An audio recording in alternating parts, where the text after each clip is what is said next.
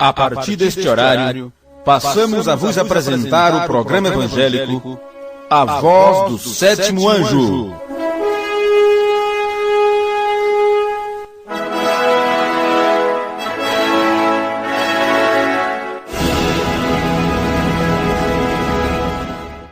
Deus Pai, Todo-Poderoso, Criador dos céus e da terra, nós te agradecemos, Senhor, por estarmos aqui nesta hora. Cremos que desde antes da fundação do mundo, Tu já tinha preparado este momento, este encontro, quando essas pessoas se reuniriam de uma forma simples, de uma forma humilde, neste pequeno lugar, para juntos bendizer o Teu nome, louvar, cantar do profundo dos seus corações. Te pedimos o nome de Jesus Cristo, que o Senhor cumpra a Tua palavra que está prometida para esse dia sobre as nossas vidas.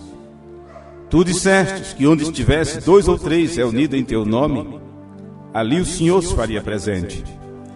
Então, com base na Tua palavra, nós cremos que Tu estás aqui, porque temos vindo aqui no nome do Senhor. E da mesma forma que o pequeno Davi enfrentou Golias e disse: eu venho a ti em nome do Senhor dos Exércitos, nós também estamos nesta hora parados contra qualquer espírito que é contrário ao Espírito Santo da graça. E sabemos que em todas as coisas somos mais que vencedores por Jesus Cristo. Então este pequeno sacrifício que temos feito de ter atendido o convite de vir até aqui, sabemos que isto contribuirá para um grande benefício nas nossas vidas espirituais. Perdoa as nossas fraquezas, Senhor, nossos pecados, nossas incapacidades e aquilo que temos vindo buscar da parte do Senhor, que possamos encontrar em Ti nesta hora. E assim, nós cremos que sairemos daqui abençoados, recompensados, curados. Aqueles que entraram com alguma enfermidade, seja de qual tipo for, não apenas no físico, mas também na alma. Que haja uma restauração da Tua parte sobre as nossas vidas e que possamos sair daqui como os discípulos no caminho de Emaús, que disseram: não ardiam os nossos corações enquanto Ele falava conosco? Sim, Senhor, fala a Tua palavra aos nossos corações nesta hora e que o nosso entendimento seja renovado, que possamos ser transformados pela renovação da nossa mente, para que assim possamos aceitar em nós a própria mente de Cristo, recebendo assim a unção do Santo, com a qual poderemos conhecer todas as coisas. Te pedimos estas bênçãos, no nome amoroso de Jesus Cristo. Amém. Amém. Boa noite a todos vocês.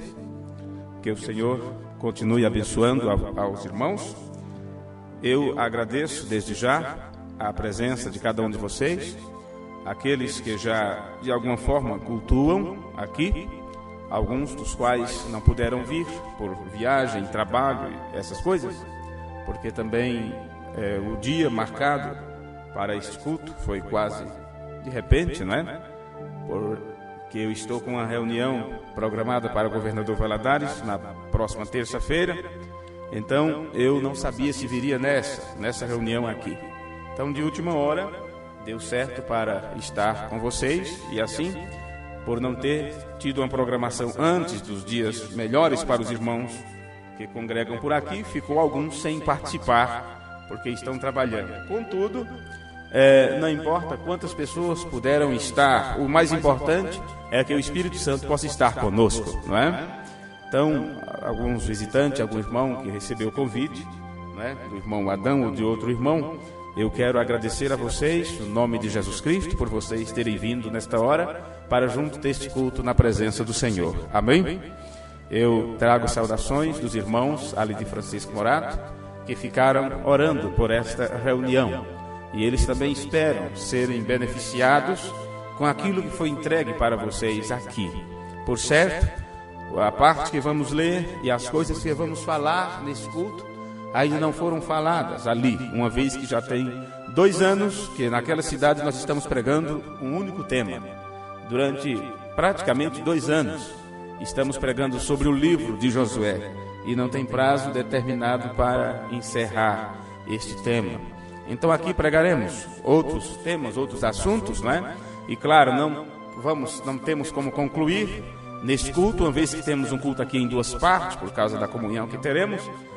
Porém, amanhã cedo, na escola dominical, eu pretendo dar continuidade ao que restar de hoje.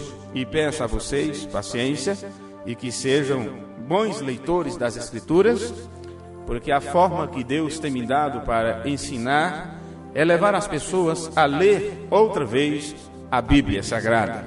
É muito gostoso aqueles cultos onde as pessoas se alegram e pulam e se regozijam, porém nós necessitamos também do estudo, do conhecimento, de ficarmos quietos e focar nossa mente naquilo que já está estabelecido na palavra. Então eu me sinto mais seguro.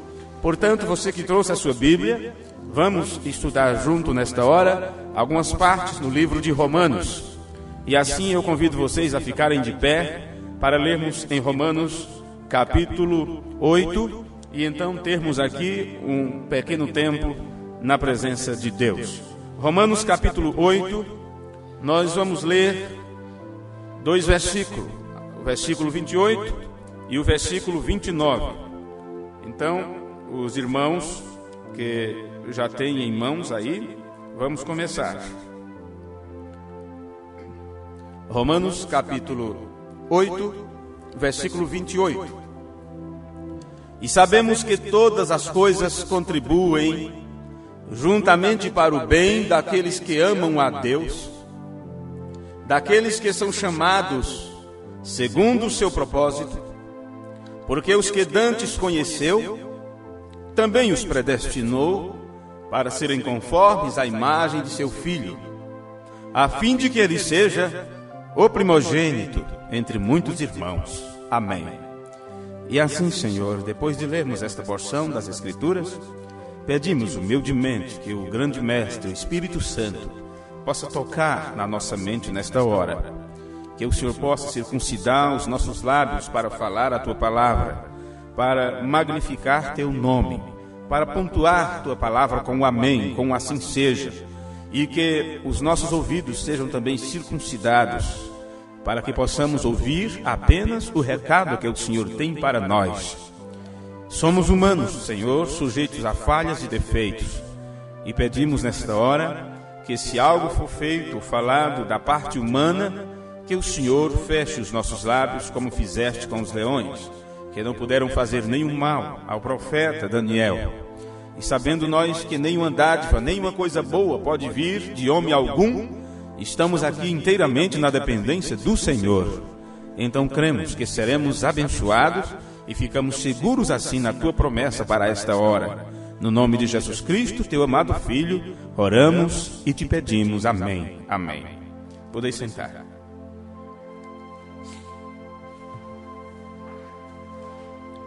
Neste culto, meus irmãos, eu gostaria de falar com vocês sobre um tema, sobre um assunto, que se vocês forem, vamos dizer assim, alunos bem aplicados, isto moverá os vossos corações. Como você sabe, aqueles que têm acompanhado nossos estudos doutrinários, frequentemente nós temos falado sobre o espírito de adoção. E Paulo falou sobre isto, que Deus nos tem dado o espírito de adoção pelo qual clamamos Abba, Pai. Nós vamos ainda ler isto neste culto. E temos aprendido o modelo que Deus nos apresentou para todos os filhos que são adotados por Deus. Deus nos deu um modelo, e esse modelo está no nosso irmão mais velho, o Filho de Deus, o Senhor Jesus Cristo. Ele foi nos enviado como um modelo para que nós pudéssemos segui-lo. Paulo disse: sede meus imitadores. Por quê, Paulo? Porque eu estou indo na frente de vocês, mas eu estou imitando a Cristo. Então ele é nosso modelo, o Filho de Deus. Paulo, quando ele escreveu a carta aos Romanos, Ele disse que Jesus Cristo é o irmão mais velho numa vasta família de irmãos. Esta é uma expressão que geralmente você não vai escutar nas ministrações, nas palestras, nas escolas dominicais. Dificilmente você vai encontrar alguém fazendo essa citação para vocês. Qual citação? De que Jesus Cristo é o irmão mais velho em uma grande família de irmãos. Isso está nas Escrituras. E marque bem essas palavras, porque algumas pessoas ou alguém que não concordar com isto, mesmo as pessoas que ouvirem depois na gravação, poderão dizer: eu pensava que Jesus Cristo era uma coisa diferente disso. Bem, eu estou vos dizendo que ele é o irmão mais velho numa vasta família de irmãos. Mas antes de lermos com mais detalhe isto nas Escrituras, eu quero primeiro ler para vocês as palavras do mensageiro de Deus para o tempo do fim, o reverendo William Marion Branham. Ele pregou um sermão intitulado "A Palavra Falada é a Semente Original". E no parágrafo 143 daquele sermão, porque foi dividido em parágrafos, do mesmo jeito que a Bíblia foi dividida em capítulos e versículos para facilitar. Antes não existia capítulos nem versículos nos textos antigos. Isso foi colocado depois, muito tempo depois. Estudiosos colocaram capítulos para ficar mais fácil a divisão das Escrituras, e assim ficou 1189 capítulos. Depois, outro estudioso colocou os versículos, separou por versículos, e assim temos mais de 30.000 versículos nas Escrituras. São partes técnicas que simplesmente nos ajudam no estudo, nas comparações.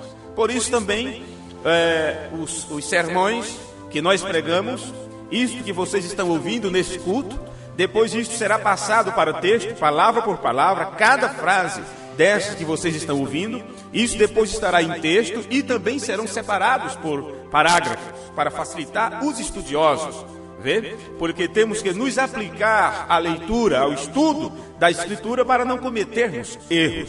Jesus disse: errai por não conhecer as Escrituras. Então nós não podemos cometer os mesmos erros que os fariseus cometeram. Eles achavam que entendiam a lei de Moisés. Eles entendiam a parte técnica, mas a parte que se cumpria em seu tempo, eles não puderam compreender. E por não compreenderem, por não conhecerem o cumprimento da Escritura para aquele tempo, eles crucificaram ao Filho de Deus.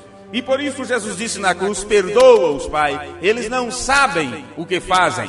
Mas nós, nesta hora, precisamos saber o que estamos fazendo. Se não soubermos, vamos fazer aquilo exatamente que Paulo disse sobre aquelas pessoas que de novo crucificam ao Filho de Deus e o expõem ao vitupério. Então nós não podemos passar este risco. Estamos numa época, numa era muito tardia. Estamos no final da história humana, e eu considero isto como o tempo dos trabalhadores da hora 1/10, daqueles que vêm por último, fazer apenas uma pequenina parte e receber o mesmo tanto daqueles que há anos lutaram em prol do Evangelho. Temos que ser pessoas bem aplicadas, porque estamos no tempo do acabamento, da perfeição, onde depois disso nenhum retoque poderá ser feito, porque a casa estará pronta para a habitação. Por isso, preste bem atenção nas palavras do reverendo William Branham, que eu vou ler para vocês, quando ele pregou o sermão "A Palavra Falada é a Semente Original". Ele disse: as obras que Jesus fez, se um homem tem a semente de Deus nele, com o Espírito de Deus regando aquela semente, as mesmas obras que Jesus fez, foi manifestado em Jesus, sendo ele a semente original de Deus. Sua morte o traz de volta à semente original de Deus.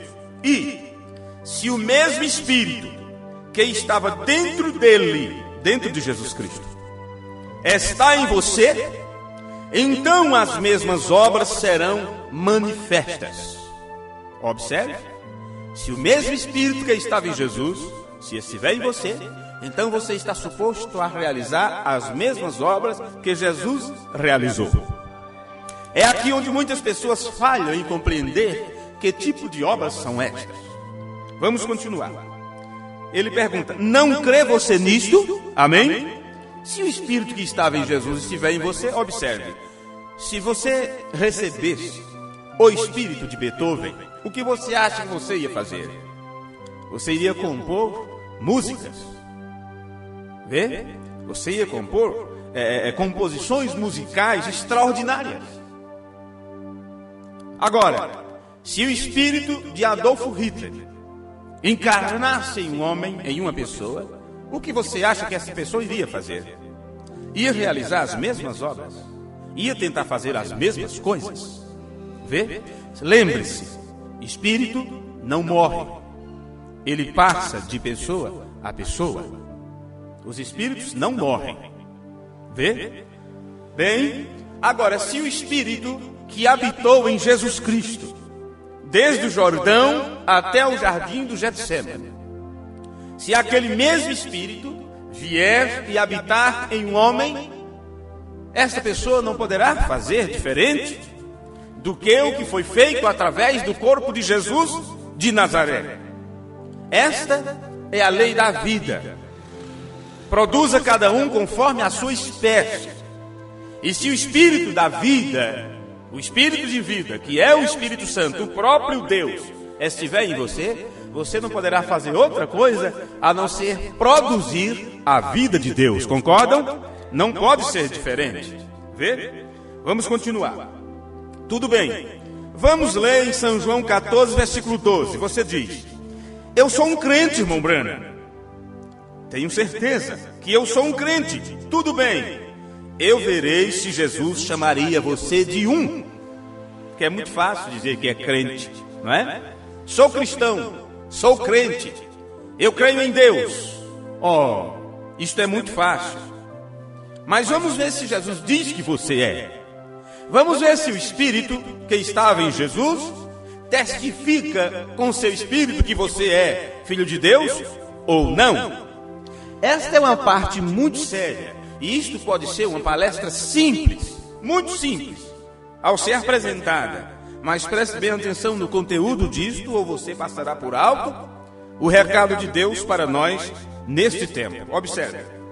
Você diz: eu sou um crente, irmão Branham. Tenho certeza que sou um crente.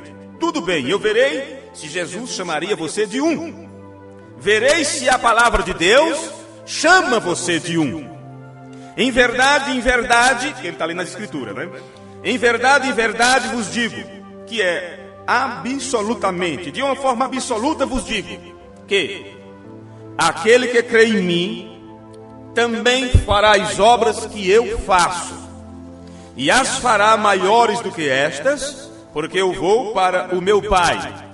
O que é isto? A mesma semente.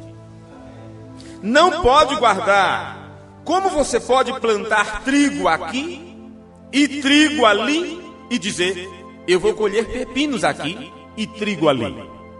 Como você pode? Bem, o que você plantou nesse terreno? Trigo. O que você plantou ali? Trigo. E o que você espera colher? Tomates em um lugar e pepinos em outro? Não, senhores. Se você plantou trigo, você vai colher trigo. Se você plantou ventos, vai ter que colher tempestade.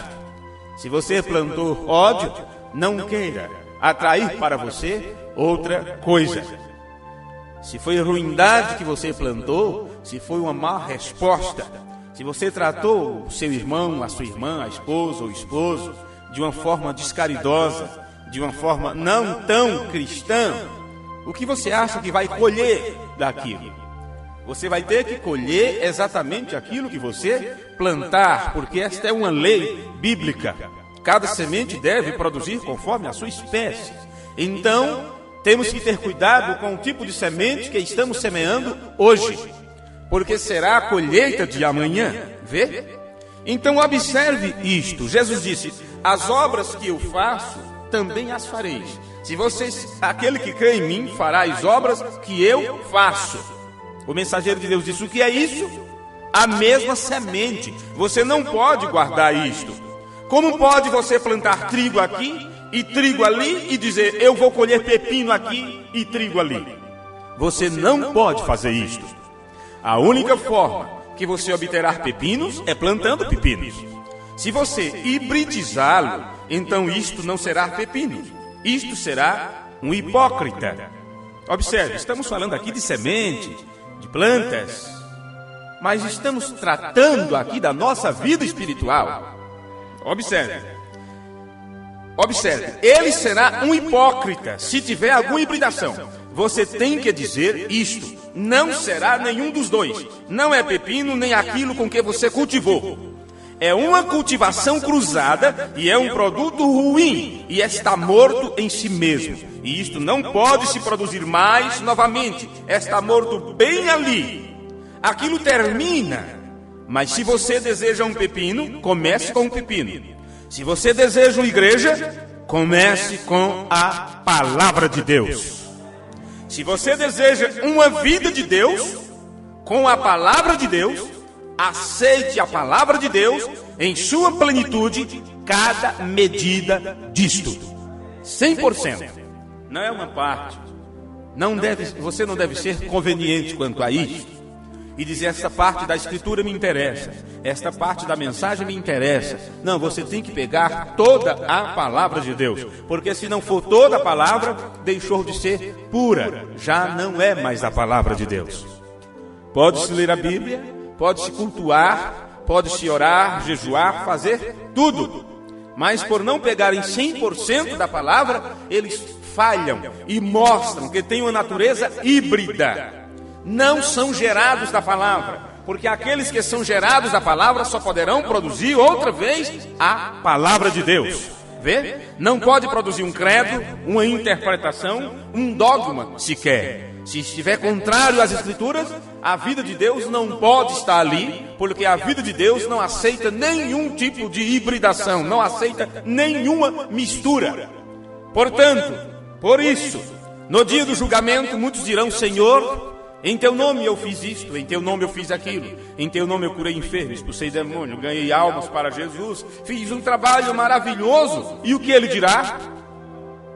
Apartai-vos de mim, maldito, não vos conheço. Como não me conheces? Eu fiz isto, eu fiz aquilo. Mas ele disse: sois praticantes de iniquidade. O que é iniquidade? Quando você sabe fazer o correto e faz da maneira errada, então aquilo é iniquidade. A palavra de Deus diz de uma forma, mas você diz: a minha igreja não ensina assim, ou a minha igreja liberou tal parte, ou o pastor não prega essa parte aí. Eu sei que está na Bíblia, mas eu nem entendo, até eu deixo de lado. Para ser a palavra de Deus, tem que permanecer 100% a palavra de Deus, ou já não produzirá mais vida, já não produzirá mais a vida de Deus. Continuemos. Se isto é a plenitude de Deus em você, então a chuva que está caindo produzirá exatamente o que está no seu jardim. Vê? Então agora, para onde está indo sua chuva tardia? Você vê para onde isto está indo após algum tempo, não vê? Seguindo com aquelas cabaças selvagens que Elias tinha, e pensavam que eles eram cabaças, ou a escola dos profetas lá em cima, aquela denominação que eles tinham, ajuntaram algumas cabaças selvagens e pensaram que elas fossem ervilhas. Oh, bem, e aquilo estava envenenado, vocês sabem. Então, as obras que serão manifestadas nele quem? Naquele que tem a semente, ou o mesmo Espírito que estava em Jesus. As obras que serão manifestadas neles serão as mesmas, pois é a mesma semente e palavra de Deus. O Filho de Deus foi a sua semente exemplar. E o que a sua vida era quando o Espírito derramou-se sobre ele, após o seu batismo, e o Espírito Santo vir sobre ele, a mesma vida que ele produzirá, aquele mesmo Espírito regador, o Espírito Santo produzirá o mesmo tipo de vida, fazendo a mesma coisa que ele fez, se é a mesma semente. A semente do Filho de Deus produzirá uma semente do Filho de Deus. Esta é uma expressão muito forte, se você analisar ela com cuidado. Por isso, eu preciso repeti-la mais vezes. A semente do Filho de Deus produzirá uma semente do Filho de Deus. Este sermão que eu estou lendo para vocês, a palavra falada é a semente original, foi traduzida aqui no Brasil para o português já há muitos anos. Porém, a tradução nesta parte não está perfeita. E esta frase que eu repeti para vocês, ela foi traduzida de uma forma incompleta. Não intencionalmente, porque os tradutores que tiveram a boa vontade de traduzir, eles não tinham talvez os meios que temos hoje. A forma, o texto original, completo como temos hoje. Vê? Ou não tinha, vamos dizer assim, o conhecimento adequado. Então fizeram a parte que puderam fazer. Se você lê isso que eu estou lendo para vocês agora, e aqueles irmãos que já têm esse sermão em casa, traduzido para o português, vai perceber uma diferença muito grande. E vai ver que não está dizendo desta forma. Quando o irmão Diógenes fez a tradução desta citação do irmão Branham, ele disse: isso é incrível. Porque a tradução antiga não dá a entender nada disso que o William Branham está dizendo no original. Então, nós vamos, nessas partes, traduzir de uma forma correta, porque isto faz parte da doutrina de Cristo. E está falando exatamente de Jesus como a semente de Deus, que aquela vida, ao se reproduzir, vai produzir a mesma coisa. Observe isto. A semente do Filho de Deus produzirá uma semente do Filho de Deus. O que isso significa? Jesus, a palavra de Deus é manifestação. Eu sou o caminho, a verdade e a vida. Não foi isso que ele disse? Se ele é a verdade, o que é a verdade? Pilatos perguntou para Jesus: o que é a verdade? Mas Jesus já tinha dito também: Pai, santifica-os na verdade. A tua palavra é a verdade. Veja, então, quando a palavra de Deus é semeada em um coração da forma correta, então aquela pessoa, ela se torna uma semente de Deus. Então ela terá que produzir o mesmo tipo de fruto, de produto, de essência que Jesus produziu. Deus, ao dar a luz a seu próprio Filho, quando de Deus saiu o Logos, que no princípio era o Verbo, porém o Verbo estava com Deus, que era o Filho.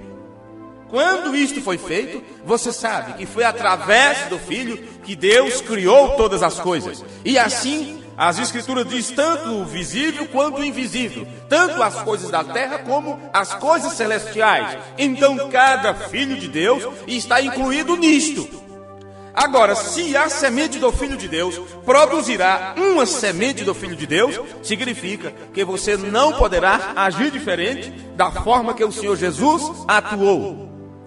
E é aqui que eu quero chamar a vossa atenção. O que é produzir as obras que Jesus produziu? Você poderá pensar que as obras que Jesus produziu está se referindo a curar enfermos, expulsar demônios e fazer o tipo de sinal e maravilha que Jesus fez.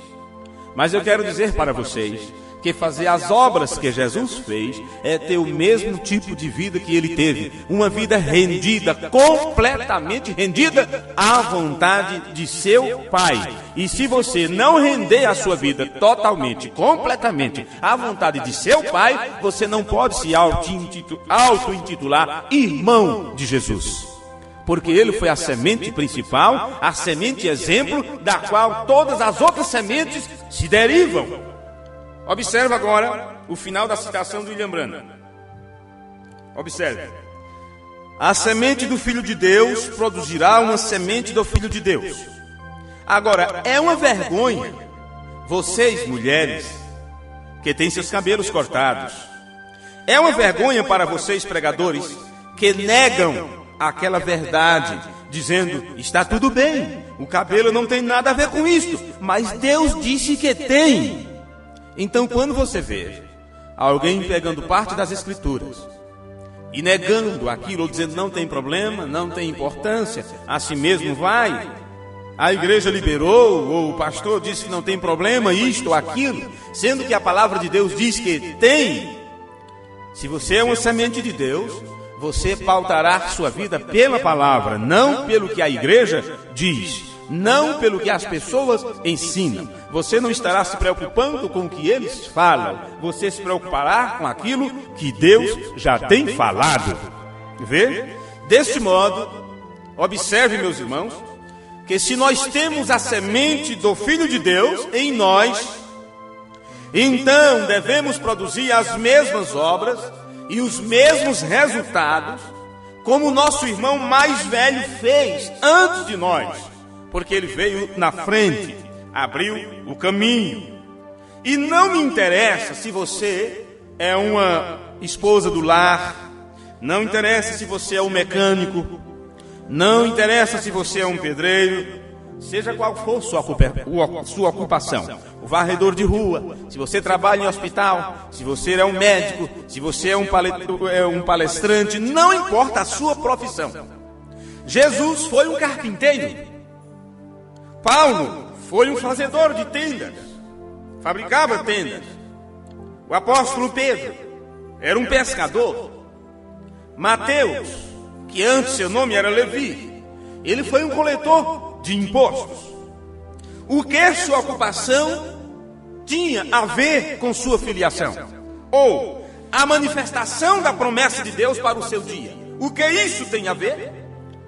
A era em que eles viveram, cada um trabalhando em um setor diferente, porém a promessa de Deus, quando veio, atingiu cada um em sua própria circunstância de vida. E cada um deles teve que manifestar a mesma vida, a vida da palavra. Porque um poderia dizer, para você é fácil, olha onde você trabalha. Tem pessoas que dizem isso. Para o irmão deve ser fácil.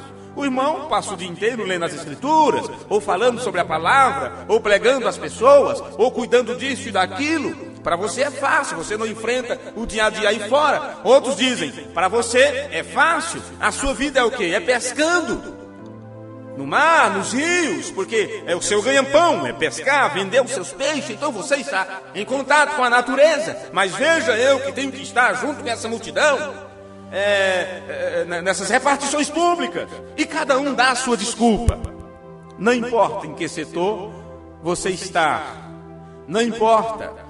Você tem que saber que Deus te chamou naquele lugar para estar com aquelas pessoas com um propósito. E não importa se durante o dia você está em contato com 100, 200 ou 1000 pessoas, ou se você está a sós no deserto. Em qualquer lugar onde você estiver, você está suposto a produzir a mesma vida de Jesus Cristo, a mesma vida de obediência ao Deus Todo-Poderoso. Deus chama cada um no seu setor, na sua parte. Continuando, como estava falando para vocês, Daniel foi um administrador e ele teve que testificar naquela posição. José foi um consultor financeiro. Tanto é que as coisas do Egito prosperou desde o tempo de Potifar, quando ele estava subordinado a Potifar, mesmo quando ele estava na prisão, em todos os setores. A Bíblia diz que onde ele colocava a sua mão, as coisas prosperavam. Ele foi um consultor financeiro. Davi foi um pastor, um homem do campo. Então veja você, não importa qual trabalho você tem feito para a sua sobrevivência. Possa ser que seja apenas lavar roupas e passar as roupas e cuidar da comida de casa. Bem, que tipo de problema passa esta pessoa? Que tipo de tentação esta pessoa passa? Você pode não ter contato com ninguém lá fora. Você pode estar em uma redoma de vidro ou de concreto, ou seja o que for. Todos nós, no mundo inteiro, passamos pelas mesmas aflições, porque a maior batalha está sendo travada na mente do ser humano. O maior inimigo que você tem que vencer é você mesmo. Vê? Não é o vizinho birrento, não é aquela mulher promíscua, não é aquela pessoa que mente ou que levanta falso testemunho ou que, se possível, te mataria. Estes não são teus piores inimigos. Teu pior inimigo é você mesmo. Se você conseguir vencer seus desejos, seus medos, suas ambições, suas paixões, seus preconceitos, se você conseguir vencer a sua própria natureza, você poderá dizer como Paulo, em todas essas coisas eu sou mais do que vencedores. O resto é nada para com você. O mundo não conseguirá te atingir se você estiver protegido, se você estiver preparado para a batalha, como disse Paulo, com o capacete da salvação espada do Espírito, escudo da fé, calçados os pés da preparação do Evangelho da Paz, tudo, a armadura completa. Isso significa que você venceu, dominou a si mesmo. E Paulo disse, eu subjugo meu corpo e o reduzo à servidão. Então ele pode dizer, não vivo mais eu, é Cristo que vive em mim. Em outras palavras, o mesmo Espírito que esteve em Jesus de Nazaré, o Espírito de seu Pai, o Deus Todo-Poderoso, que é o Espírito Santo, está vivendo através de mim. Então ele disse, a vida que eu vivo na carne, mesmo neste corpo de morte, mas eu vivo pela fé do Filho de Deus. Isto vocês conhecem as Escrituras, não estou falando nada de novidade para vocês. Então o que importa, meus irmãos, é que você reconheça a sua filiação e o papel de Deus como seu pai, e que o seu pai deseja para você que tipo de papel, que é, vamos dizer assim, o script. Digamos, numa montagem, um grande cineasta, o que ele faz, ele tem os atores principais, tem os coadjuvantes, não sei se é assim que chama, tem apenas aqueles que participam na cena por alguns instantes, por alguns segundos, mas aquilo tem que estar ali. E cada um tem o seu script, cada um, antes eles se reúnem, eles discutem, eles ensaiam, para sair tudo certinho na hora devida.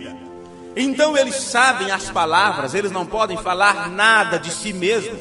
Antes eles leem tudo para sair tudo da forma que o diretor planejou, vê? Então cada um sabe o seu papel e que tipo de palavra falar. Pois bem, do mesmo jeito é com Deus. Você não pode sair falando qualquer coisa, você não pode entrar em cena desempenhando qualquer tipo de papel, você não pode sair querendo imitar quem quer que seja, porque cada um foi designado por Deus desde antes da fundação do mundo para cumprir um determinado objetivo. O nosso irmão mais velho, por que eu chamo de mais velho? Porque a Bíblia chama de o primogênito entre muitos irmãos. Ele teve um determinado papel, e quando ele desempenhou esse papel, ele disse, eu não falo nada de mim mesmo, mas como eu ouvi do meu pai, então eu falo para vocês. Ele disse, o meu julgamento não é meu. Ele disse, eu julgo como eu ouço. E ele disse, a minha doutrina não é minha, doutrina é o ensino. Em outras palavras, o que eu ensino não é meu. E disse, as palavras que eu vos digo, não as digo de mim mesmo. Não é assim que está nas Escrituras? Então ele sabia qual era seu papel.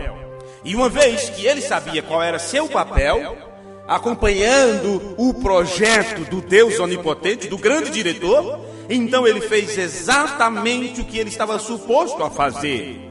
Agora, se você, não importa se é pedreiro, carpinteiro, se é dona de casa, não importa o tipo de profissão que você faz do lado natural, tem um papel que está designado por Deus para você realizar como filho dele. E uma vez que você reconhece a sua filiação e o tem como pai, então você precisa descobrir qual é o papel que ele desempenhou para você. Observe isto. O que importa é que você reconheça a sua filiação e o papel que seu pai desempenhou para você realizar. Agora vamos ler no livro de Romanos mais alguma coisa. Em Romanos capítulo 8, foi onde nós lemos o versículo 29, não é? Pois bem, vamos para o versículo 1, versículo 1 de Romanos 8. E vamos começar esta leitura devagarzinho aqui. Vamos ver isto. Romanos capítulo 8. Portanto, agora, nenhuma condenação há para os que estão em Cristo Jesus. Por que não há condenação? Para começar, eles estão em Cristo. Quando se está em Cristo, se tem Cristo como exemplo. E quando você tem um exemplo, você tem um modelo. E você não pode sair fora daquele modelo.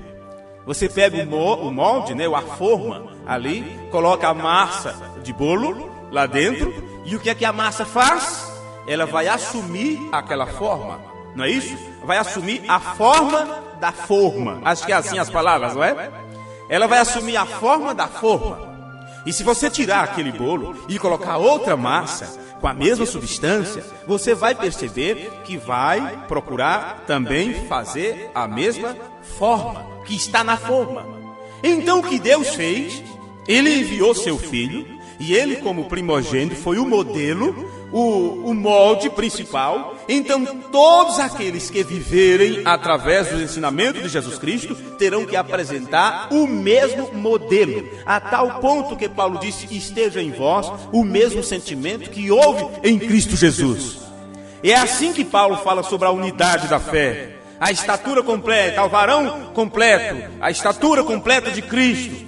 Então esta parte que estamos lendo no livro de Romanos fala diretamente com cada filho de Deus. Poderíamos estar aqui falando sobre problemas, sobre alívio de problemas, e ter uma palestra a ponto de você sair daqui revigorado. Puxa, como eu me senti aliviado, porque aquilo que eu estou passando em casa, as lutas que eu estou passando, tive uma palavra de ânimo. Isso é muito gostoso. Mas, meus amigos, se você... já se tem esse tipo de pregação muito por aí afora, onde as pessoas apenas se sentem bem. Mas estamos indo além disso. Estamos levando as pessoas para as Escrituras e fazendo as pessoas reconhecerem seus papéis como filhos e filhas de Deus. Caso contrário, não adianta você se sentir bem. Jesus nunca disse: está se sentindo bem? Não, ele sempre disse: você creu? Se creres, verás a glória de Deus. Vê? Vamos ver aqui, Romanos 8, versículo 1. Portanto, agora, nenhuma condenação há para os que estão em Cristo Jesus, que andam não segundo a carne. Eu estou lendo assim, eu sei que na tradução que vocês estão lendo, pode estar assim: que não andam segundo a carne, não é? Não é isso? Bem, eu estou lendo da versão Scofield, e junto com a versão King James, para tornar mais fácil a nossa compreensão. Que andam não segundo a carne, mas segundo o Espírito. Observe que aqui estas pessoas que estão em Cristo, elas não estão paradas, elas estão prosseguindo. É como a irmã Ana diz: eu não quero voltar atrás, eu quero continuar, eu quero prosseguir. Você sabe o que é isto? A vida, ela não pode ficar parada. A vida sempre está em constante movimento. A vida não para.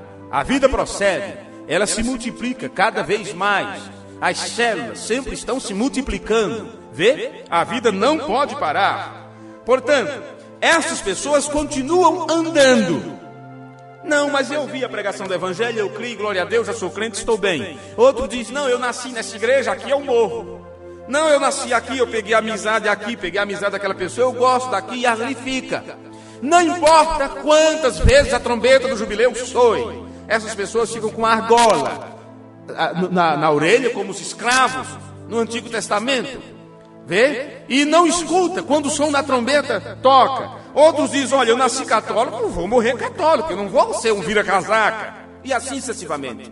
Então, eles não podem avançar no aprendizado, porque uma vez você teve que ir para a escola, mas você apenas aprendeu a cobrir o ar, não é? Você não sabia fazer a letra, te ensinaram a fazer, já estava feito, e você foi lá apenas para cobrir, com o seu lápisinho, um toquinho de lápis ali, sua mão tão pequenininha que nem pegava um lápis completo, e você começava a cobrir o ar todo torto, nem acertava direito. Para poder você fazer a letra sozinho, no início alguém teve que pegar a tua mão, e isso aconteceu comigo, para me ajudar a fazer aquilo. Você quer continuar assim toda a vida? Quer continuar dessa forma toda a vida? Ah, mas eu já aprendi a ler, já sei escrever. Aprendi a ler, escrever e contar. Esse é o mal do brasileiro. Aprende a fazer o nome, já diz: não sou mais analfabeto. E é assim que está a nossa nação. Uma instrução de má qualidade. Uma educação pobre. Estando nos níveis mais baixos, comparado só com alguns países aí, África, ou seja o que for. Eu não tenho a estatística aqui para dar para vocês. Mas por que não se investe mais na qualidade do ensino, da educação? Porque do mesmo jeito como os grandes não estão interessados para que os pobres tenham melhores vidas melhores, porque eles precisam dos pobres e quase miseráveis para ser o trabalhador braçal, vamos dizer assim, a base da pirâmide, onde ali tem centenas que trabalham quase como escravos para dar boa vida às menores partes, até que uma pequena parcela é que se torna ricas e bilionárias. Vê? Então eles não estão nem aí, para eles, quanto mais pobreza, melhor. Do mesmo jeito é a educação. E o que faz o governo? O que faz os governantes da nação? Eles precisam apresentar estatística lá fora, para poder as ONGs, organizações não governamentais, mandem dinheiro para a Unicef, para cuidar de crianças. Você sabe o dinheiro que já entrou nesses programas? Que eles dizem, mande R$10, mande 15, ajude isto, ajude aquilo. Vocês acham que esse dinheiro está sendo aplicado da forma correta? Não, senhores, não está. Uma pequena parcela que realmente vai para ajudar os pobres e necessitados. Eu sei do que estou falando. Vê? Agora, é conveniente para alguns que a miséria continue, que a pobreza continue, que a má informação, ou a informação pela metade. Ou vocês acham que as pessoas que ficam aprisionadas em jornais, para ler jornal, para ver a notícia, ver o que aconteceu, vocês acham que eles ficam sabendo de tudo? Não, senhores. Eles ficam sabendo apenas uma pequenina parcela. Eles não falam tudo o que acontece. Caso contrário, as pessoas perderiam a confiança, as pessoas entrariam em pânico, as pessoas começariam a estocar alimento em casa. A coisa não está tão boa como eles dizem que estão, de forma nenhuma. Então o que eles fazem? O que é que eles fazem? Porque os melhores programas, porque os programas de mais educativos passam em horários onde a maior parte da população está nos porões, está nas fábricas. São programas de elite que já têm horário próprio, onde somente os empresários e os ricos podem absorver aquilo. Tudo isso é programado. E o que eles colocam para o povão? A novela, a baixaria. É horário que eles estão em casa. E sabe o que eles chamam? Horário nobre. Nobre coisa nenhuma. É horário que eles podem pegar todo tipo de pessoas, classe A, B, C, D, E, seja o que for, para lhes passar propaganda e má informação, ou informação deturpada. Vê? E as pessoas se conformam com isto. Mas por que eu estou vos falando destas coisas? Para vos dizer que as pessoas se acomodam e dizem, eu já aprendi a ler, já aprendi a fazer umas continhas, está bem, estou bem. Ele só vai saber o quanto que perdeu por não ter continuado e se aplicado nos estudos, quando futuramente ser ultrapassado, deixado para trás por um que estudou e seguiu adiante. Então observe, aqueles que ficaram no jardim da infância, na primeira série, hoje dizem, eu deveria ter estudado mais, mas nunca se teve um incentivo para o estudo. Vê? E o resultado disso, o que temos no final? Eu estou falando de coisas naturais, para que vocês compreendam as coisas espirituais. Porque a Igreja Católica aprendeu a Bíblia durante centenas de anos?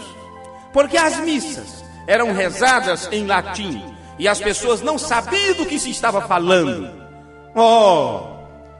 Não era conveniente as pessoas conhecerem a verdade. Porque se as pessoas tivessem conhecido a verdade naquele tempo, não teriam permitido à Igreja Católica dominar por tanto tempo, matar, deturbar, tomar o que era do povo, a ponto de os comunistas se revoltarem, e foi assim que surgiu o comunismo.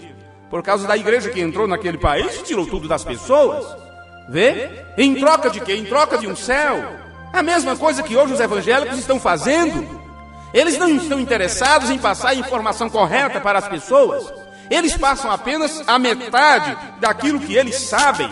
O que eles querem é que as pessoas continuem enchendo seus templos, continue fazendo movimento, continue evangelizando, chamando as pessoas, porque eles sabem que as pessoas são fiéis. E as pessoas entregarão seu dinheiro, e as pessoas entregarão seus dízimos. Então eles não estão preocupados com o bem-estar espiritual das pessoas. Eles estão interessados na lã que as ovelhas e a gordura que as ovelhas produzem. Eles sabem, se pregarem a verdade, terão meia dúzia para quem ensinar. Então eles entregarão para as pessoas uma palavra misturada pela metade, com interpretação. E uma vez que tem fermento naquilo, aquilo leveda, aquilo cresce. São grandes movimentos, grandes catedrais, grandes templos. Se eles pregassem 100% a verdade, não haveria tanta quantidade. Haveria sim qualidade de vida nestas pessoas. Esta é a verdade. Vê? Eu não posso me estender muito nisso, porque eu ainda estou no versículo 1 de Romanos, onde diz: aqueles que andam. E se você não andar, o que acontece? Você vai ficar apenas sabendo escrever seu nome todo torto e achando que não é mais analfabeto, porque aprendeu a fazer o nome. Se você não continuar andando, você vai perceber muito tarde que não tinha azeite em sua lamparina e será deixado para trás. Lembre-se que o apóstolo João, quando ele escreveu as suas cartas, ele disse em uma delas: se andarmos na luz, como ele na luz está, então temos comunhão uns com os outros, e o sangue de Jesus Cristo, seu Filho, nos limpa, nos purifica de todo pecado. Mas ele disse: você tem que andar na luz, e andar mostra que você sempre estará avançando em seu aprendizado. No Antigo Testamento está escrito: prossigamos em conhecer o Senhor. Amém. Porque também está escrito que isto é como a luz da aurora, que vai brilhando mais e mais até ser dia perfeito. Pois bem, estes que andam não segundo a carne, mas segundo o Espírito, para estes não há condenação. Se você está em Cristo, se você está andando no papel, aqui está a chave. O que é estar em Cristo? Se você está andando no papel que Deus, seu Pai, tem colocado perante você para andar, então você está em Cristo. Agora, ele não disse que alguém não condenaria você. Se você estiver em Cristo, estiver desempenhando o seu papel, vai ter aqueles que te condenarão. Dirão que você está doido, que você está errado, que você perdeu o seu juízo, e te tratarão de todas as formas possíveis. Você terá os seus críticos, você terá coisas tais exatamente como os próprios irmãos de José criticaram e condenaram-no, porque seu pai, o pai de José, não lhe condenou. O pai de José o amava cada vez mais, porque José estava cumprindo o seu papel. Porque os irmãos de José o odiaram a ponto de o jogar no poço e o venderem como escravo? Porque os irmãos de José não estavam cumprindo seus papéis como filhos. E isto, eu não terei tempo de chegar nesta parte, neste culto de hoje. Talvez chegaremos na escola dominical amanhã, onde você vai perceber que Jacó não confiava nos outros filhos, porque eles não estavam cumprindo seu papel. Tanto é que mandou José olhar como eles estavam conduzindo o rebanho. Vê? Versículo 2 de Romanos 8. Porque a lei do Espírito de vida em Cristo Jesus me livrou da lei do pecado e da morte. Olha o que Paulo falou. Note nesse versículo 2. A lei do Espírito de vida. Está assim, não é na sua Bíblia? A lei do Espírito de vida. Bem, você deve, assim como uma pessoa quando está apaixonado, derramando-se de amor por alguém, que é como você deve estar com sua família, com seu esposo, com sua esposa, com seus filhos, com seus irmãos. Do mesmo jeito você deve se derramar de amor por esta palavra. Por isso que você está lendo. Lembra do que João disse quando escreveu aquelas cartas lá no Apocalipse? O que o Espírito disse à igreja? Lembra-te, arrepende-te e volta para o teu primeiro amor. Lembra aquela alegria que você tinha no início quando você lia a sua velha Bíblia? Quando você começou a admirar as palavras de Jesus, os escritos sagrados, o quanto você, entre aspas, perdia seu tempo lendo, você não se importava com o horário e tal, você queria conhecer mais, ler mais um capítulo para ver aquele acontecimento, você estava naquela descoberta. Vê? Bem, com o tempo as coisas mudam, você se acostuma com as escrituras e diz, eu já li isto. Não, você começa, isso aqui eu já conheço, e nem ler mais. Se você estiver nesse estágio, então é tempo de voltar a seu primeiro amor, se derramar de amor. Por isso que está escrito na palavra, principalmente dessa parte que estamos lendo, que trata de você como filhos adotados por Deus. Pois bem, o Espírito de vida tem uma lei. Isto é algo que você precisa anotar em sua mente, não esquecer disso jamais. O Espírito de vida tem uma lei. Que lei é esta? Bem, se é o Espírito de vida, e vida não para, pegou a semente, tem vida naquela semente? Tem. Plante, ela vai brotar. Bem, esse ovo foi fecundado? Sim. Então coloque ele sobre o calor próprio. Vai nascer o pintainho dali. Isto é a lei da vida, não é? A vida, ela tem que brotar. A plantinha está lá, colocou uma pedra em cima ou alguma coisa. Bem, aquela vida vai procurar uma parte para sair, para alcançar a luz do sol. A lei da vida, a vida tem uma lei. E aqui Paulo chamou a lei do Espírito da vida. Então que lei é esta? Bem, isso está escrito nas Escrituras. Isto se chama lei da reprodução. Por isso é chamado lei do Espírito da vida, ou de vida. É a lei da reprodução que diz: cada semente deve produzir segundo a sua espécie. Então, com isto, nós não nos enganamos. Joio não produzirá trigo, trigo não produzirá joio. Filho de Deus permanecerá filho de Deus. Filho do diabo permanecerá filho do diabo. Não pode um filho do diabo se tornar um filho de Deus. Não pode um filho de Deus tornar-se um filho do diabo. Cada semente produzirá sua própria espécie. Nós temos que pregar o Evangelho como se a salvação fosse para todas as pessoas. Porém, sabemos perfeitamente que os salvos estavam em Deus antes da fundação do mundo. Eles têm sua vida em Deus antes da fundação do mundo. E os filhos do diabo, eles também têm sua origem. Mas, por eles não estarem em Deus, não são atributos dos pensamentos de Deus, por isso, eles serão exterminados no lago de fogo.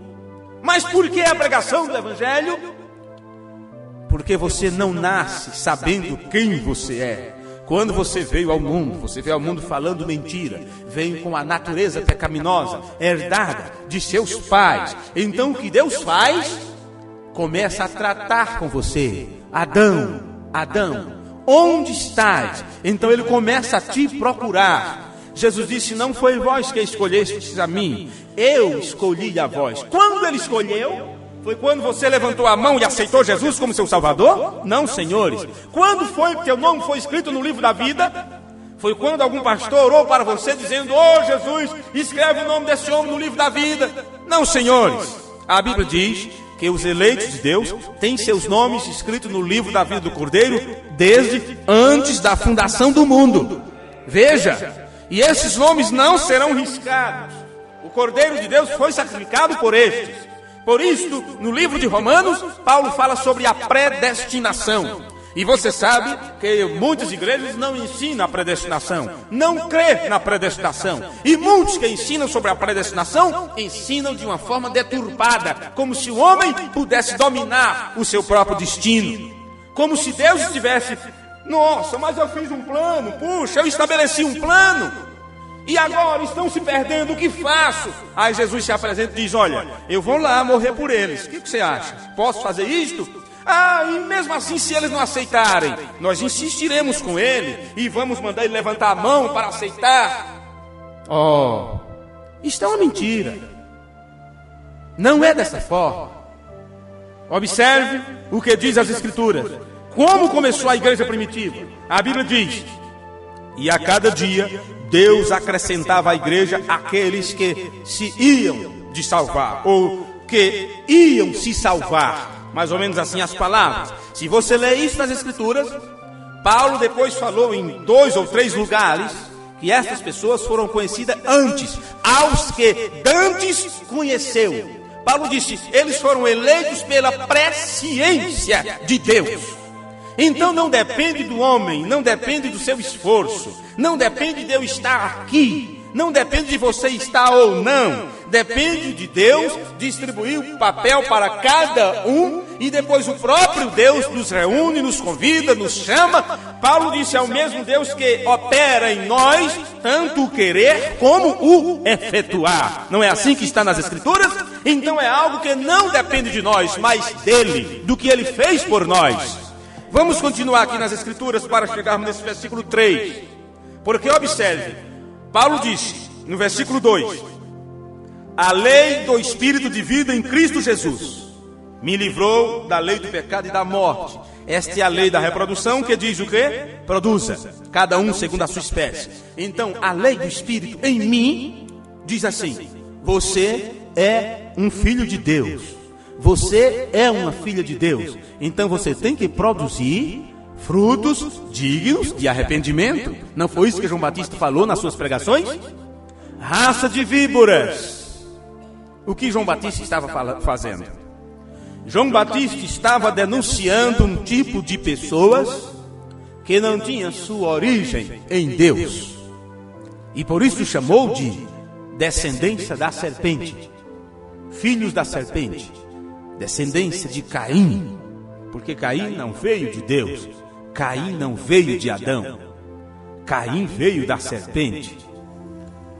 É esta parte onde as igrejas ficam para trás e não conseguem explicar o que aconteceu no Jardim do Éden. E muitos acham que Eva comeu uma maçã, não é? E isso se tornou uma fábula, uma lenda. João Batista denunciou aquelas pessoas. Disse, raça de víboras, quem vos ensinou a fugir da ira vindoura? O que João Batista estava dizendo, quando se toca fogo no mato, até as cobras, a serpente correm. Ela sabe que está vindo fogo.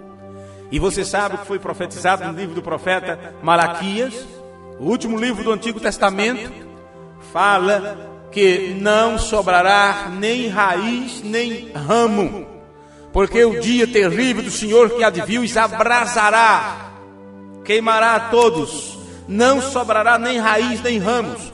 Paulo também falou sobre isto, Pedro também falou sobre isto, e disse que os elementos em brasa se desfarão, em fogo se desfarão. Então João Batista, quando viu aquelas pessoas, ele como um profeta de Deus, que um profeta veio passado, presente e futuro, de acordo com a vontade soberana de Deus para lhe mostrar, João viu a descendência daquelas pessoas e disse, vocês também estão querendo fugir da ira vindoura? Quem vos ensinou isto? Produzi, pois, frutos dignos de arrependimento. Mas eles poderiam produzir frutos dignos de arrependimento? Eu vos digo que não. Eles não podiam produzir. Estavam ali querendo ser batizados por João. E João chamou-os de raça de víboras. Isto é o quê? Descendência da serpente. Vocês não poderão produzir outra coisa a não ser obras de incredulidade, como Caim produziu, porque cada semente produz sua própria espécie. Esta é a lei da vida. João Batista denunciou a sua descendência natural. E lá na frente, quando essas pessoas foram ouvir a pregação do Senhor Jesus, Jesus agora denunciou qual era o seu pai espiritual. João Batista falou da descendência, a raça de víboras. E Jesus disse de quem ele era filho. Jesus o chamou de filhos do diabo. Vós tendes por pai o diabo. Então o que essas pessoas podiam produzir? Jamais eles poderiam passar por um verdadeiro arrependimento. Veja que essas pessoas eram religiosas. Eles estavam pregando o evangelho naquele tempo. Eles estavam pregando a lei de Moisés, os profetas e os salmos. Eles eram doutores da lei, doutores em divindade. Eles estavam constantemente nos templos como sacerdotes e sumos sacerdotes. Porém, eram tão religiosos como Caim era. Mas eles não tinham semente de vida eterna dentro deles, e por isso não puderam produzir outra coisa a não ser ódio, perseguição, morte. Vê? É isto que sempre tem acontecido. Mas é por essa razão que na leitura que nós fizemos do sermão, a palavra falada é a semente original. O irmão Branham podia dizer que o que nós temos que fazer, se somos semente de Deus, ou do Filho de Deus, é produzir o mesmo tipo de semente. Se você é um filho de Deus, então Deus fará através de você as mesmas obras que fez através de Jesus Cristo. A mesma semente do Filho de Deus produzirá o mesmo em todos os outros. É um padrão que não pode ser quebrado. Então, a vida da semente original vai produzir o mesmo tipo de colheita cada vez que ela for semeada. Se você pregar a verdade trará os mesmos resultados. Se você se aproximou de Deus em uma base escriturística, cada vez que alguém também se aproximar de Deus sobre aquelas mesmas bases, Deus fará a mesma coisa, porque a palavra cumprirá o mesmo resultado. Não importa a pessoa, não importa o lugar, não importa a época, porque Jesus Cristo é o mesmo ontem, hoje e eternamente. Vê? É o que diz as Escrituras. Vamos para o versículo 3 de Romanos 8. Porquanto o que era impossível à lei, visto como estava enferma pela carne, Deus, enviando o seu próprio Filho, em semelhança da carne do pecado, pelo pecado, condenou o pecado na carne, para que a justiça da lei se cumprisse em nós. Vê, tem que se cumprir. Observe, se tem que se cumprir em nós, por quê? Porque primeiro se cumpriu em Jesus Cristo. Estão lembrados quando João estava batizando as pessoas? E daí a pouco ele viu aquele personagem se apresentar. E João apontou e disse: eis o Cordeiro de Deus que tira o pecado do mundo. E as pessoas observaram um ser idêntico aos outros, não era tão diferente dos outros, era um homem normal. Ele não se destacava das outras pessoas, era uma pessoa comum. Vê? Mas, como João pôde apontá-lo? Pelo sinal de Deus. O Espírito Santo tinha dito: aquele a quem vires a forma corpórea de uma pomba descer sobre ele, e é este o Messias. Então foi assim que João apontou. E Jesus desceu às ribanceiras do Jordão, onde João estava ali na água batizando. E quando Jesus se aproximou, você acha que Jesus não sabia quem era João? Você acha que João não sabia quem era Jesus? Eles eram primos. Estão lembrados disso? Eles eram primos. Apenas tinham 6 meses de diferença de um para o outro. A diferença é que foram criados separadamente. Porque quando houve a morte dos inocentes, João Batista foi levado para ser criado fora. Você lembra que o seu pai, Zacarias, foi morto. A Bíblia diz que ele foi morto entre o altar, entre uma parte do altar. Porque quando houve a morte dos inocentes, que Herodes mandou matar todas as crianças, João Batista, ele nasceu sobre um sinal e foi um dos primeiros a ser procurado para ser morto. Porque disseram: pode ser este o Messias. Pode ser este o Messias. Porque lembrem-se que quando o sacerdote Zacarias estava no templo, ele recebeu a visitação de um anjo falando sobre o nascimento do filho, e ele até ficou mudo como sinal, até que dissesse o nome da criança e tal, e tal, e tal. Oh, então possa ser ele. Bem, quando houve aquilo, João Batista foi levado fora, foi tirado para o deserto fora para ficar criado separadamente. Foi assim que ele escapou. Jesus escapou como? Um anjo veio para José e disse: tira a criança para o Egito. Vê? Tira a criança para o Egito. Então foi assim que aqueles 2 seres se escaparam. Porém, eles se criaram sabendo dos acontecimentos. Vê? Maria, José explicava para Jesus sobre qual sinal ele nasceu, sobre a estrela que brilhou, tudo. Você acha que o William Branham não sabia que ele nasceu sobre um sinal? Ele sempre soube, seus pais sempre lhe contou. Vê? E assim sucessivamente. Eles sabiam, um e o outro, quem era. Por isso, quando chegou o momento próprio, Jesus só não podia dar um passo antes da hora. porque ele estava ali totalmente para fazer a vontade de seu pai. Ele disse: eu vim para fazer a vontade daquele que me enviou. Quando chegou o momento próprio, ele largou a capitaria e foi visitar João, que estava pregando o evangelho do reino, dizendo: arrependei-vos, crede no evangelho. Jesus foi lá para ser batizado. Quando João apontou e disse: eis o Cordeiro de Deus, que tira o pecado do mundo. Então você sabe, Jesus se aproximou para ser batizado. E João disse: ora, eu que devo ser batizado por ti. Diga-me uma coisa, porque eu falei muito agora, muitas coisas, e você que conhece as Escrituras, porque aqui tem pessoas, muitos de vocês são leitores da Bíblia, estudantes da Bíblia, como eu vejo o irmão, que acredito que até o ministro do Evangelho também está ali sempre anotando, não é? E outros irmãos sempre acompanhando. Vocês são estudantes das Escrituras e vocês poderão dizer: se João sabia quem era Jesus, por que ele esperou o sinal? Por que ele esperou um sinal? Para apontá-lo como Cordeiro de Deus. Observe o que eu vou vos dizer agora. O mesmo João Batista, a quem Deus disse: quando você vê a pomba vindo sobre tal pessoa, é ele. E João Batista testificou de disse: eu vi o Espírito Santo descer sobre ele. Este é aquele dos quais os profetas falaram. Agora me diga, por que será que tempo depois que João Batista foi preso, quando ele estava na prisão, por que ele mandou 2 mensageiros para Jesus, perguntando: és tu o Messias mesmo, ou devemos esperar outro? Você nunca se perguntou isto? Por que foi que João fez esta indagação? Ele estava em dúvida, ele estava duvidando. O que aconteceu? Ele não creu no sinal, na vindicação que houve lá no Rio Jordão? Deixe-me dizer uma coisa para vocês. Nós temos o Antigo Testamento, de Gênesis a Malaquias. E João Batista conhecia as Escrituras. Ele tanto conhecia que ele sabia a parte da Bíblia que correspondia ao seu próprio ministério. Você sabe o que significa isso? Um filho de Deus que sabe qual é seu papel. E aí voltamos ao assunto do início.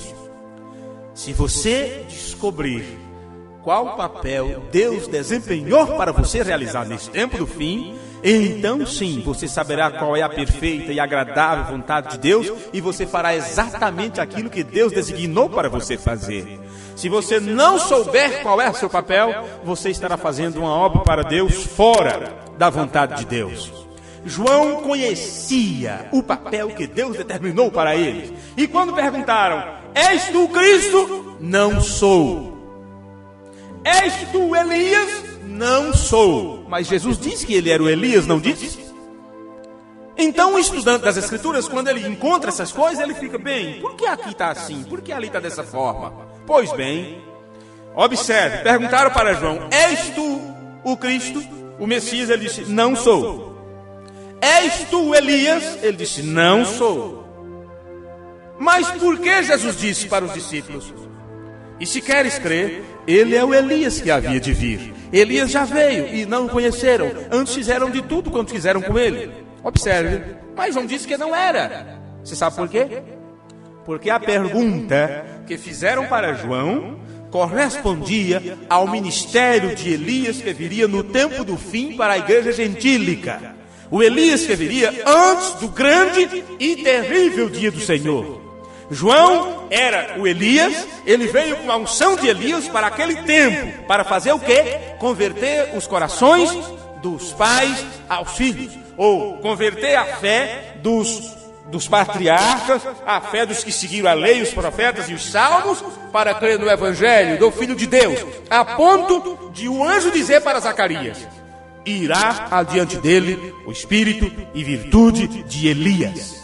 João Batista. Mas aquela pergunta que fizeram para João correspondia a um ministério que haveria no tempo do fim, cumprindo a parte final do versículo 6, 4, 5, 6, lá de Malaquias, cumprindo Lucas 17, 11, cumprindo aquela parte que diz: Elias virá primeiro e restaurará todas as coisas. Esse Elias para o tempo do fim, João disse: não sou. Mas quando perguntaram: mas quem tu és? João Batista foi exatamente para o livro de Isaías, para a parte que correspondia ao seu ministério, e disse: eu sou a voz do que clama no deserto. Amém? Isto é o que significa saber o seu papel no plano de Deus. Agora, quando João estava na prisão, o mesmo João que Deus disse para ele, quando você vir, o Espírito Santo na forma de pombo descendo, é este. Então, na prisão ele disse, és tu ele mesmo, tem que vir outro. Por que João fez isto? Essa foi a pergunta que eu já repeti 2 vezes aqui. E eu vou dizer para vocês a resposta, para que você possa compreender o que é reconhecer papéis que deve se desempenhar. João conhecia do Gênesis a Malaquias. No Novo Testamento nada estava escrito ainda. As páginas do Novo Testamento foram escritas já depois de Jesus. Anos depois da morte, sepultamento e ressurreição. 4 anos, 5 anos, 6 anos, muito tempo depois. Foi que se começou Marco, o sobrinho de Pedro, começou a escrever então o Evangelho segundo Marco. E ele fez aquilo baseado no que ele ouviu de Pedro e assim sucessivamente. Depois foi que veio os outros, que escreveram os outros evangelhos. Vê? Lucas já foi, vamos dizer assim, contratado para escrever uma biografia e assim sucessivamente. Bem, João olhou nas Escrituras, observe. Todos os livros do Antigo Testamento, em nenhuma parte, tinham dizendo assim: e virá uma pomba sobre ele, sobre o prometido, quando ele estiver na água. João não tinha uma prova escriturística. O que João teve foi um êxtase, uma visão. Deus disse para João, isso, olha, quando você vir, será este. O que João estava pedindo, João, tudo que ele queria, era uma confirmação da palavra de Deus, da Bíblia. Ele disse, eu estou terminando meu ministério, eu vou ser morto, minha cabeça vai ser cortada. Eu sei que eu vi todo aquele acontecimento lá no Rio, mas aquele acontecimento lá, em nenhuma parte ficou escrito no Velho Testamento. Veja, não daquela forma. Porém, eu preciso de algo baseado no que está escrito na lei, nos profetas e nos salmos. Então, ele mandou 2 discípulos em busca desta prova. E quando eles chegaram e disseram para Jesus, João, na prisão, mandou perguntar. Fizemos uma visita na prisão, quem sabe, pelas grades, assim, de longe. João Batista conversou, eles assim do lado de fora, às escondidas, quem sabe. Pergunte para ele, se é ele mesmo. Jesus disse para aqueles 2 homens, vocês, antes de voltarem com a resposta, primeiro assista o culto. Assista o culto. Você sabe, às vezes as pessoas não querem assistir o culto. Às vezes elas querem um sim ou um não. O que você acha disso? Aí quer uma resposta ali imediata para ver se ela concorda ou não. Às vezes as pessoas, quando vai te fazer uma pergunta ou pedir uma opinião, não é que ela quer um conselho ou quer uma luz sobre aquilo. Ela quer ver se você concorda com ela, porque geralmente ela vai fazer aquilo que está no coração dela. Vê? E assim sucessivamente. Jesus disse, esperem, assistam o culto. Nós vamos ter uma campanha, vamos ter um culto de oração, vamos ter um culto de cura. Então, assistam o culto e depois vocês vão.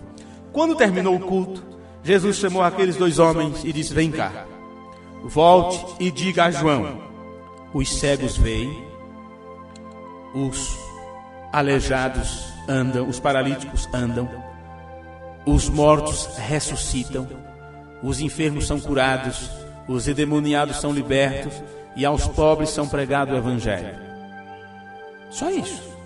Eles voltaram, conseguiram audiência com João, não sei como, mas eles quando voltaram e repetiram as palavras de Jesus, João lembrou exatamente o que estava nas Escrituras, que falava sobre o Messias.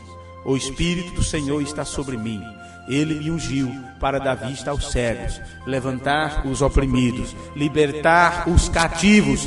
E assim, tudo que estava escrito no Antigo Testamento a respeito do Messias, aqueles 2 homens puderam dizer a João, nós vimos com os nossos próprios olhos o cumprimento da palavra profética. João Batista entregou seu pescoço sossegado. Vê? Tinha que ter uma prova bíblica. Esta é a questão da pergunta de João. Vê? Portanto, por que eu vos falei tudo isto? Quando chegamos nesta parte aqui, olha, de Romanos capítulo 3, versículo 6, capítulo 8, versículo 4, para que a justiça da lei se cumprisse em nós.